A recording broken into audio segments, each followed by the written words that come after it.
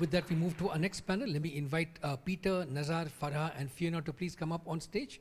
Our next panel is the digital on-ramp, and we have with us Peter Kaaya as the moderator. He's the head of the ICT department from Arusha Technical College, not far from here. And joining him on the stage will be Nazar Nicholas, President and CEO of the Internet Society Tanzania chapter, Farha Mohammed, Head of Products at Selcom, and Fiona Asonga, CEO of TESPOK, Technology Service Providers of Kenya. So we have a good pan-East African mix of moderator and speakers here. I think we're going to get the chairs up in just a second, and then we'll begin with the panel discussion. We want to keep some time for Q&A also, so please get ready with your questions. I know yesterday we were a bit rushed for time, so we didn't have too much time for Q&A. But today is day 2. I want to keep a lot of time for Q&A, so please do keep your questions ready. So the topic of this session is the digital on-ramp, and some of the topics are already raised in the previous few sessions yesterday, which is how do you make technology more affordable, the access devices, data tariffs, and so on. And that's the theme of our panel today. May I also request those sitting at the back to come a bit more towards the front, number 1. And number 2, we also have free Wi-Fi here, thanks to TCL. So if you go to the options on your phone or your laptop, you can see a free Wi-Fi network by TTCL. So please do browse on that if you're having issues with your other local network. So without further ado, let's get on with our panel now, which is on affordable options, different kinds of partnerships available to make network access more available for more affordable for people in Africa. So Peter, will you please take the stage now? Peter, Nazar, Farha, and Fiona, please come up. Oh wow, there's a trophy here.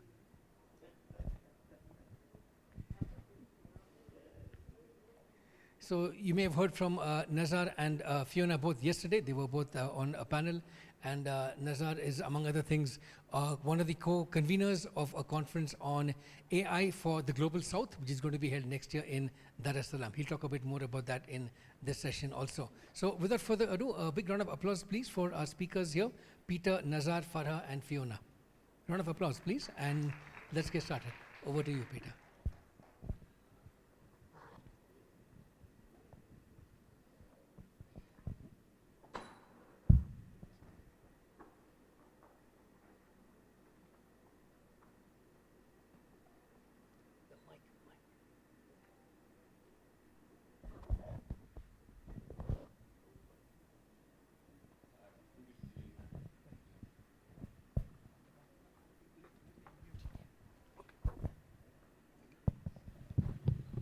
Ladies and gentlemen,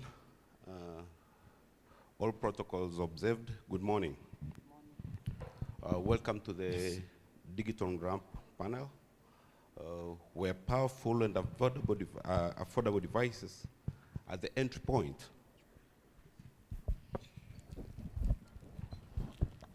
Are the entry point in the digital ecosystem for consumers and businesses, along with low-cost connectivity services. This panel addresses the cost and affordability issues in Africa, ranging from phones and laptops to subscriptions. Actually, affordable smartphones and laptops are crucial for bridging the digital divide in Africa. Also, prices, as they decline, more individuals are able to access the internet, social media, online education, and e-commerce.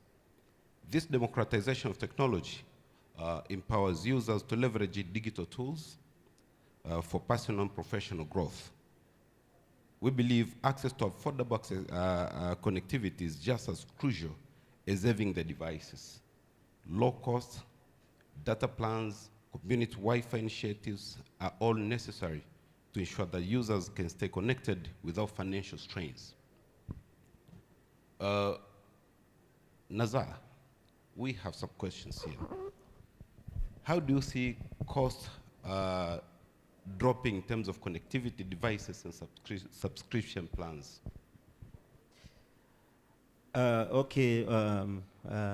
Thank you so much for the question. Like I said yesterday, so many great things are happening in Tanzania.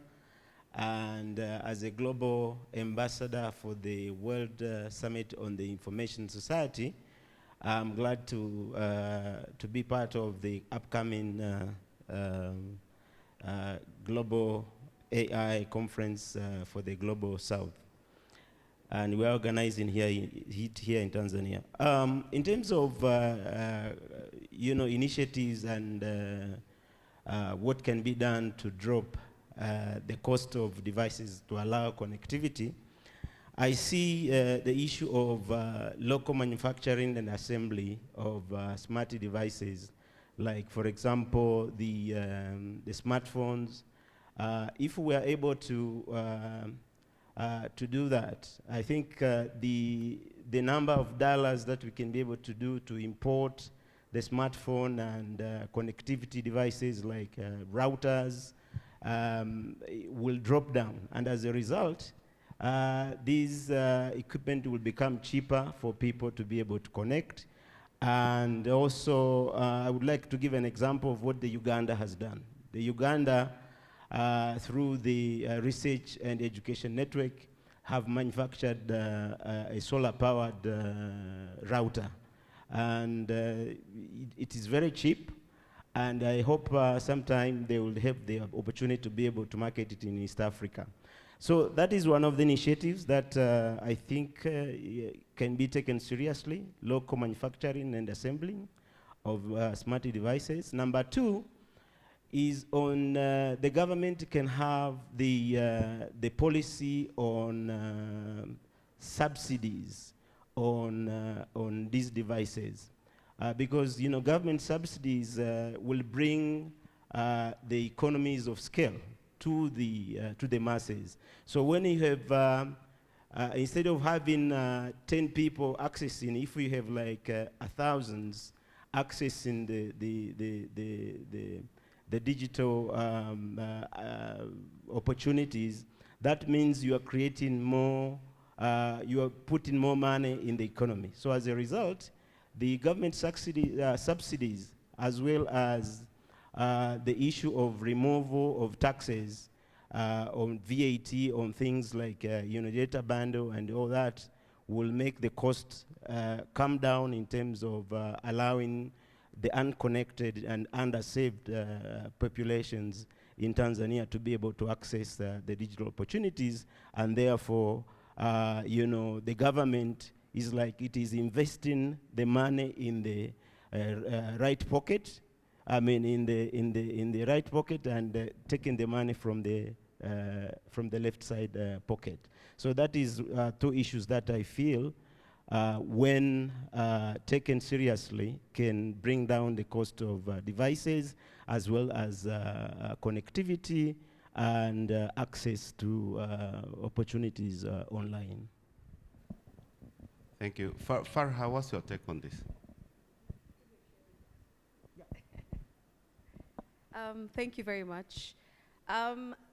Echoing what Nazar was saying, just additionally, I think what other initiatives we can look into is the technology advances, particularly through operational efficiency. There was a speaker yesterday who spoke about we used to take 6 months, 3 months to create a capability. Right? Operational efficiency includes the usage of AI. Right now, we have WhatsApp robotics that can actually troubleshoot and create an efficiency in a turnaround time that is much quicker. The reason why operational efficiency is so key in cost elimination is because instead of having multiple resources, we can reduce the resources. I do understand it's a chicken and egg discussion. Yes, you create efficiency, but you also create unemployment. But there are so many other opportunities in the digital world that you can create other employment opportunities. Additionally, if you also look at example in South Africa, increased competition. We see banks, we see retail shops like Mr. Price doing MVMNO. Increased competition does help to reduce cost, because now the mobile network operators, the banks are now challenged to look at their pricing in a more different layer. Sasa hivi, right now, Tanzania right now, I do not have any counter effect or a policy that says the cost of transactions are much higher. How do I now become digitally included? If you look at most African countries, most Tanzanians earn $1 a day. And if you look even across African countries, We are where we are. We are 1% of the population. We have access to free Wi-Fi, but if you look at our local schools, they don't have access to that. And that's where the requirements have the highest, right? So one is operation efficiency for me. Second, increase operation in terms of increased competition. And thirdly, on my end, would be tailored cost-effective subscriptions. There's a speaker yesterday that spoke about SACCOs. If there are more than 100 people, a family member, a school, a community, how do we now tailor price our subscriptions? I think that's an intelligent way of making sure there is sustainable and more inclusive subscription plans in the most cost-effective way. Thank you. Thank you very much. Fiona, how would you measure the lost opportunity cost of digital exclusion from a perspective? From where I see it, I believe that the lost opportunity costs are obvious to many of us when we look at where our countries are at today vis-a-vis what digital transformation is able to provide. You begin to realize that we are lagging behind because the adoption of digital technologies has been slower, and as a result, we are losing out on opportunities of properly deploying emerging technologies. There's so much that is happening, and it's sort of like flying over our heads, and we are trying to jump and catch up with it because we are not fully ready. So you find parts and bits and pieces of certain emerging technologies are being deployed, but even when they are deployed, we can't fully utilize them. We've talked about AI, we've had a conversation on Internet of Things, but to what extent are we doing it and deploying these technologies? So we begin to lose out because of slower digitization. We are also losing out because internally in our own respective countries, the level to which governments are able to digitize and serve their the public, the citizens, is slowed down and hampered by the ability of, first of all, the end users having the right devices to access the platforms, and then secondly, the connectivity being available and affordable and steady enough for the citizens to be able to go online, begin an application process for a government service, and run it through end to end to get the expected results, especially in the underserved areas. That becomes quite an issue because then we are finding that we've got a lot of government services digitized, but many of them are in the urban areas and not in the rural and underserved areas. Then there is also the issue of being able to create, Farha just mentioned something about competition, being able to have a thriving competitive ecosystem. Because we haven't been able to take advantage of the opportunity that digitization gives us, we are losing on the opportunity of growing our ecosystems to be robust and to thrive. When we have certain players, global players come into the space, everyone in Africa is crying right now about Starlink. Why? Satellite has been with us for a long time. What did we do or not do about it? We missed out on an opportunity as Africans to develop satellites in a way that would work for us. Now a new player comes in with a different pricing model. The guy has studied our markets, taken time to collect data about what the customer needs, and created products that are suitable for that customer that we have been unable to serve. Then the service providers who should have been in between are crying foul play. But why? Because we didn't take advantage of the opportunity when we had it. And yet we could have and created much better competition that would work very well for us and for the ecosystem. So we need to be able to now begin to reinvent ourselves because more and more new players are going to come in with more innovative ways because there's data out there that you keep sharing that they are collecting. Today is not the days when data would be with the regulators only. There's many ways of collecting data about a market, and there are teams that are spending time data mining, collecting that information, and using it to create business models and business plans that suit their markets, the market that they want to get into, and their business strategies. Thank you. Thank you. Nazar, what's your take on this?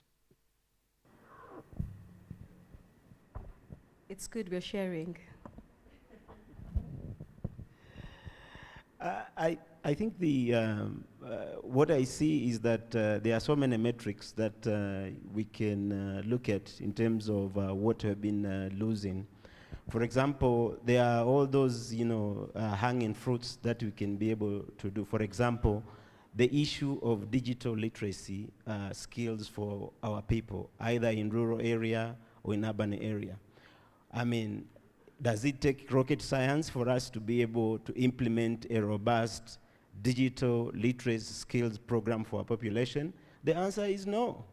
So I think it is very important to look at those things that are critical for us to be able to stay ahead of the curve in terms of implementation. But we are talking about, for example, in Tanzania, we have a population of 63 million people. So how much of this population is really digital literacy? So there are things that I believe we can measure and see how we have lost this in the past. For example, the issue of telemedicine. Just imagine what you can be able to do with telemedicine is somewhere in rural areas if we had really implemented, just like what Fiona was talking about, having our own solution on satellite, which is really is not a rocket science. And we have the superb, superior minds in Africa, everywhere in Kenya. If you go to NASA in America right now, you'll find Kenyans, you'll find Tanzanians, Nigerians, Ghanaians in NASA and in Silicon Valley doing wonderful things. So why are we not using our resources to be able to do this? I think it is a challenge among ourselves to make sure that we make sure we do all that is within our power to achieve that. And unfortunately, the issue of gender disparity that we were talking about, with all these, the issue of measuring whether we are making progress or not, with AI, even the gender disparity is increasing. So I think what we can do is to make sure that we engage, we collaborate, and we make sure that what we can be able to do, we do it so we stay ahead of the curve. Thank you.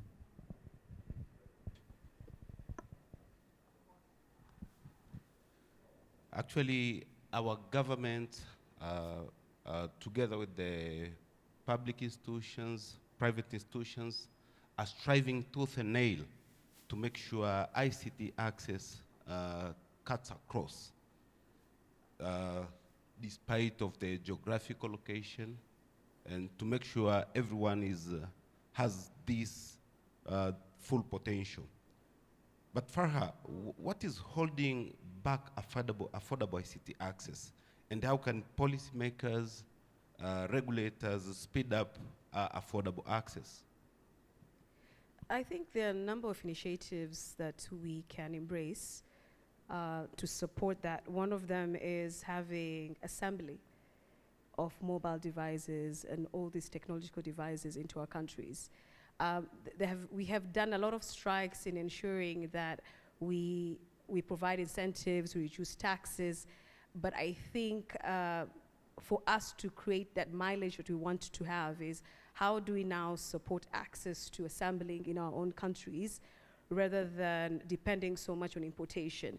We are already net importers, particularly in most African countries. How do we now bridge that gap in making sure that investors come into our country and then start assembling to reduce that cost? Other than that is the infrastructure.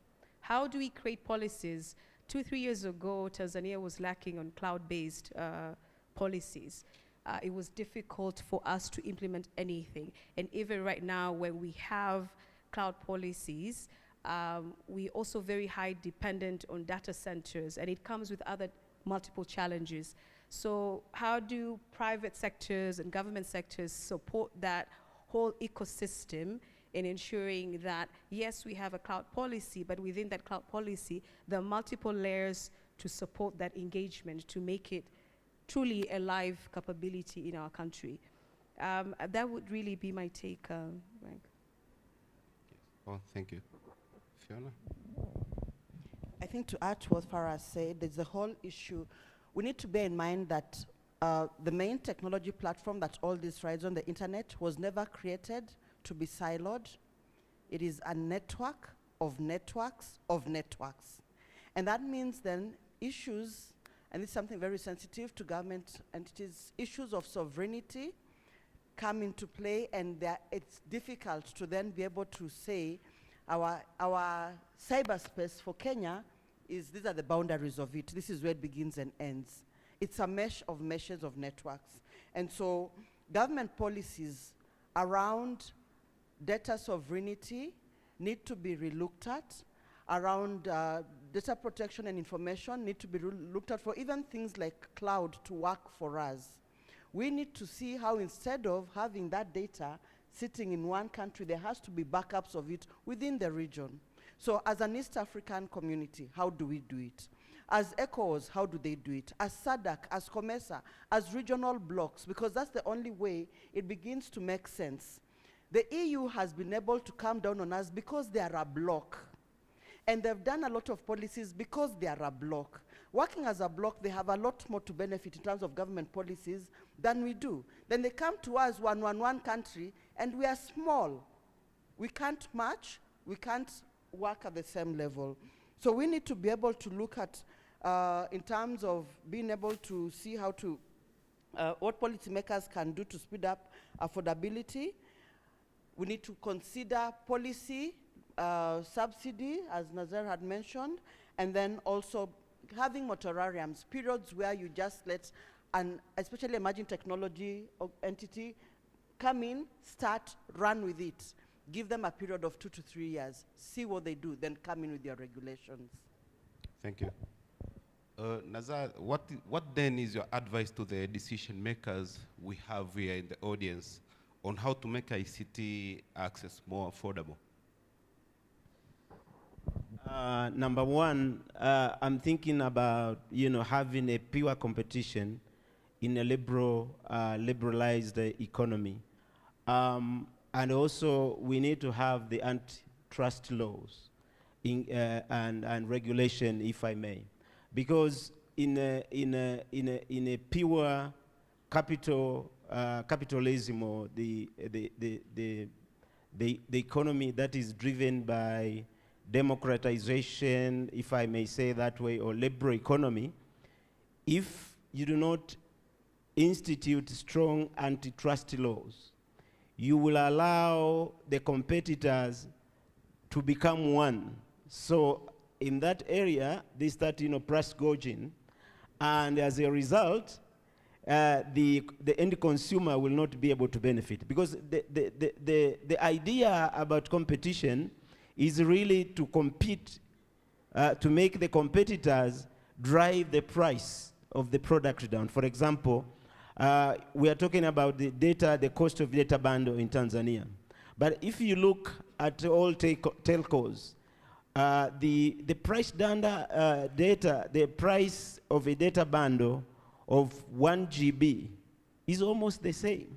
And it has stayed the same for many years. So, I mean, if there is a real competition, or what I say, pure competition in that environment, I think the price will come down, and the data bundle will be accessible to many in rural and urban area. So if I will have a takeaway for the policymakers today, or the technocrats who are in the room, is have the strong antitrust law or regulation to be able to make sure that competition is pure. Thank you. Fiona, in 1 minute, what are some metrics that can measure how well a country is improving on digital ramp to enter in information age? Just a minute. Out of the top of my head, I would talk about issues of equitable access, the last mile. How accessible is it? Whether there is diverse inclusion. I would talk about the price. I would talk about reliable connectivity, and I think there is where lies the murky waters that make the cost of bandwidth connectivity not to come down. The issues of connectivity across long distances, working with other utilities and infrastructure organizations so that you're able to protect ICT infrastructure. Because we fail to protect our ICT infrastructure, an investor in the connectivity space has to plan for unknown disruptions from road contractors, from people just building caravats and cutting fiber, from all manner of small things in the build-up environments. Someone also has to think of like in Kenya, we've got 47 local governments, so the rates of way leaves for those from different governments that are not uniform, that are not the same.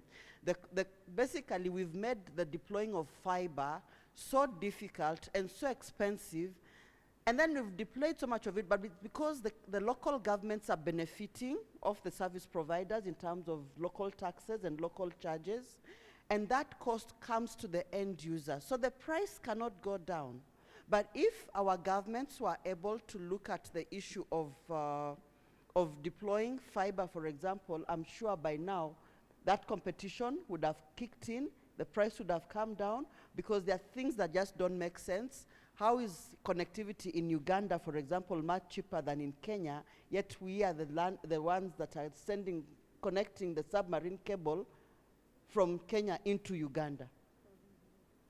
And it also applies for Tanzania. What is it that we are doing wrong that needs to change? That connectivity in Uganda is much cheaper. Thank you. Thank you very much. Maybe if you can take a question or two from the audience, please.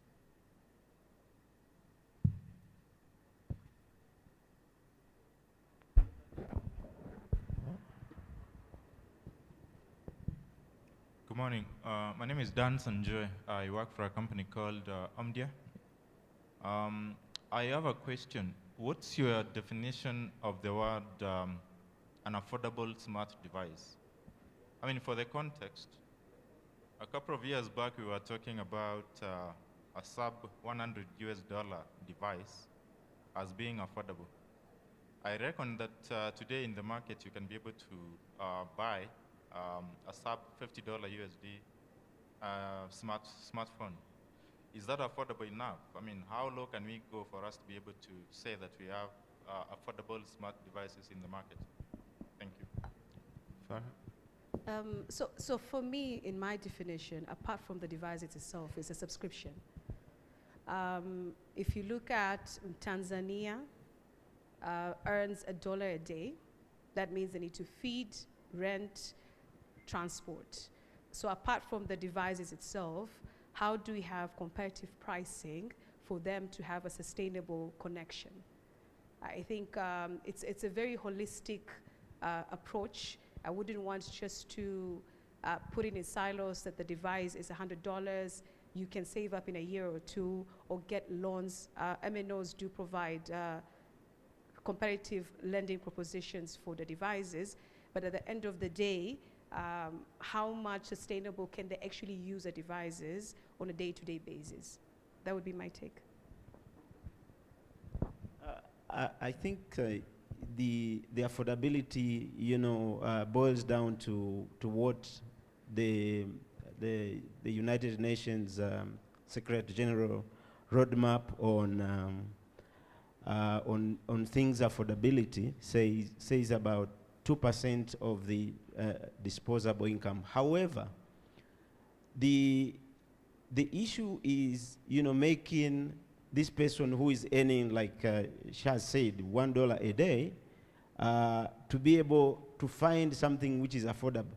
You don't have to make somebody, sells a cow to be able to know, to buy a smartphone, because a cow will cost like maybe 300,000, and even the cost of a smartphone, a real fast one, it is above 3,000 Tanzanian shillings. But there is also an interesting and innovation take on this, but because as the Internet Society Tanzania chapter, as we are doing the Tanzania Digital Inclusion project that has won this global award, we have actually partnered with a company which offers, affordable financing program for small-scale women entrepreneurs, so that they can finance little by little, but have the smartphone with which they can now take their services and products online.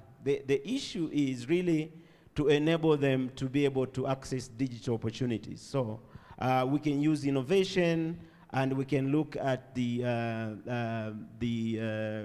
earning per day of our populations as well. Thank you so much. In just 10 seconds, what's your quick message, Farha, to the audience regarding digital ramp? I think when you asked how do we know if we're digitally there, I think my biggest plea to our community is to really look at the ratio between urban and rural. There is a lot of focus on ourselves, very little focus to where our communities are. Yes, we have 63 million Tanzanians in terms of population. 80–90% of them are less than 18 years. How do we now support the generation that is coming to be more digital assertive on how they operate day-to-day activities? Is 2024, our kids in the rural areas are still writing in books and books. They spend 80% writing rather than learning. So from a digital perspective, it's the ratio between rural and urban, and I would want to urge C2C to start measuring that year on year on how do we support number of initiatives and make sure that we actually get to a state where we at least match between the two. Thank you very much. As we move forward, let us commit to working together actually to build a more inclusive and connected Africa. Thank you very much, distinguished ladies and gentlemen. Thank you so much. Big round of applause, please, for Peter, Farha, Fiona, and Nazar. Will you please come forward for a group photograph? A special thanks, congratulations to Nazar for winning that fantastic trophy. That's the global award. Hold it up for the photograph. Yeah, fantastic. Yeah, it's heavy, right? Yeah. Okay. Again, big round of applause, please, for Peter, Nazar, Farha, and Fiona.